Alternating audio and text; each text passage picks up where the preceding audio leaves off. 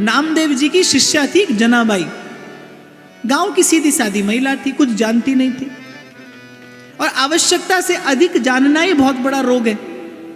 जब आप सब कुछ जानने का प्रयास करते हैं, कुछ भी नहीं जान पाते। तो जनाबाई बड़ी सीधी सादी भोली भाली, नामदेव जी ने कहा तुझे और कुछ आता नहीं, शास्त्र का विचार तू कर नहीं सकती, पोथी पढ़ना तुझे आता नहीं, तो तू बस एक काम कर, तू बस विट्ठल विट्ठल कहा कर बस। अब वो सीधा साधा मन था, सरल मन था, वो बस गुरु के शब्द कान में पड़े और विट्ठल में मन लग गया। नाम रटते रटते वृत्ति तदाकार हो गई और महिमा ऐसी प्रकट हुई उसके भजन की कि कबीर जी के कान में पड़ी कि सुनाए नामदेव जी की एक शिष्या है और बड़ी अद्भुत नामनिष्ठ है। कबीर जी के मन में इच्छा हुई कि भाई चल के ऐसी किसी भक्ता का तो दर्शन करना चाहिए। कबीर जी पहुंचे पंढरपुर। पता पूछते पूछते वो एक छोटी सी गली और घास फूस की कुटिया, और कबीर जी जनाबाई का दर्शन करने पहुंचे। अब दर्शन करने पहुंचे तो कबीर जी के साथ एक बड़ी दुर्घटना हो गई कि जनाबाई झगड़ रही थी पड़ोसन के साथ। अब आप तो किसी महात्मा का दर्शन करने जाओ, महात्मा पड़ोसी के साथ झगड़ता मिली तो आपको कैसा लगेगा? सारी श्रद्धा पानी हो जाएगी कि नहीं? क्योंकि महात्मा तो आप तो विचार करके जाते ना, महात्मा होगा, दो चार चेला होंगे और बढ़िया गद्दी में बैठे होंगे, महाराज माला लिया आशीर्वाद देंगे, माने ऐसा व्यक्ति सोचकर ही जाता है। अब कबीर जी भी सोच कर गए कि बड़ी नामनिष्ठ है, भजनानंदी संत है, और वो पड़ोसन के साथ झगड़ रही है। और झगड़ भी रही है किसके लिए? गोबर के कंडों के लिए।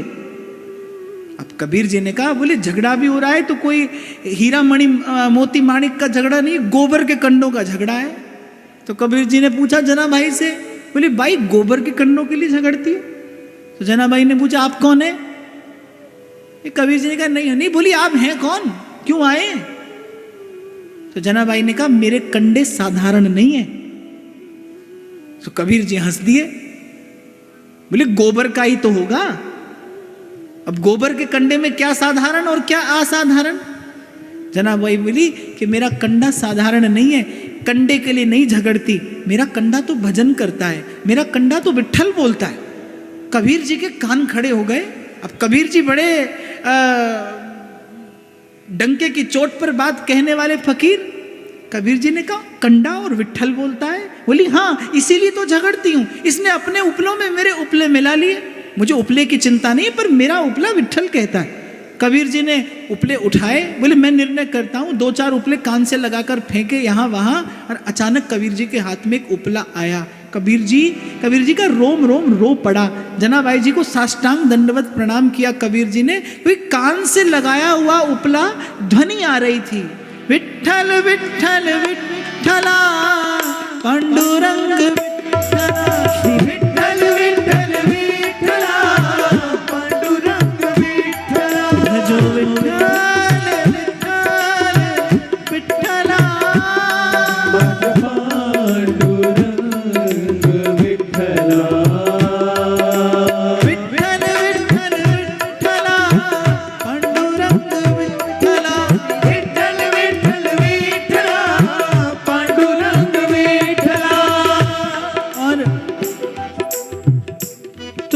मेरे विचार में आई जब मैंने इस कथा का चिंतन किया।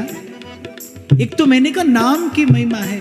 देखो एक मूर्ख व्यक्ति से, एक जड़ व्यक्ति से, एक शठ व्यक्ति से कोई भजन करा ले तो समझ में आता है कि वो कितना भी मूर्ख हो, शठ हो, लेकिन उसमें आत्मा है, उसमें परमात्मा का कण है, उसका परमात्मा से संबंध है।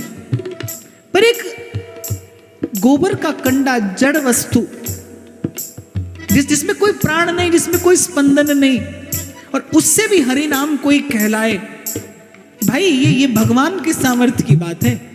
यहां आकर ये सिद्धांत प्रतिष्ठित होता है कि एक स्थिति ऐसी भी आती है जब भक्त और भगवान एक हो जाते हैं, उनकी शक्ति, उनका वैभव, उनकी सामर्थ्य एक हो जाती है। और जनाबाई से कोई पूछे कि क्या कहती है, बस विट्ठल विट्ठल